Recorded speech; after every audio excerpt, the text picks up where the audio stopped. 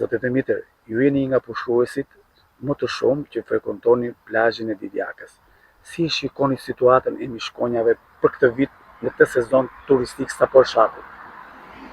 Po si vjetë, unë kam që nga 1 maj këtu edhe deri tani aty. Dhe muaj maj si vjetë ka qenë me shumë lagështie dhe ka pasur shumë mishkonja në fakt. E shfaqur dhe një lloj mishkonje e zezë e vogël, që s'bën as zhurmë as gjetje dhe ajo të haha dhe të gjetën.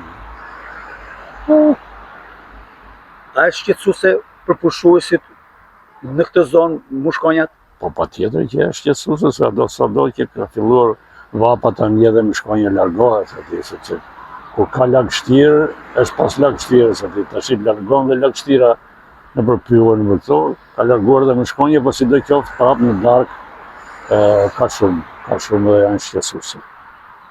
Pikërisht prej vitesh parku kombëtar Dia Karasta nuk spërkatet. Do të kishte një mesazh ju për drejtuesit e institucioneve?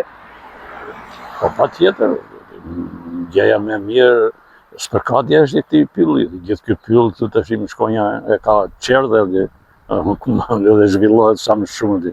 Po nëse bën spërkatje të ato, atëherë bie edhe sasia e mishkonjës. Si shikoni situatën e mishkonjave këtu në plazhin e Divjakës?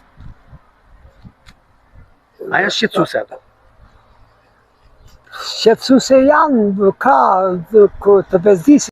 Ja, sidomos ka në darkës le fara ata. Se në ditën dalim andej nuk e ndi, po në darket janë shumë shqetësuese. Shpeshherë institucionet shtetit thonë që kanë spërkatur për të larguar mishkonjat. Po, a vazhdojnë mishkonjat të ekzistojnë?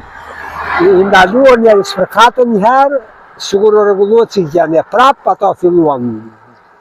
Duhet një përsëritje. A janë shqetësuese për ju që pushoni këtu?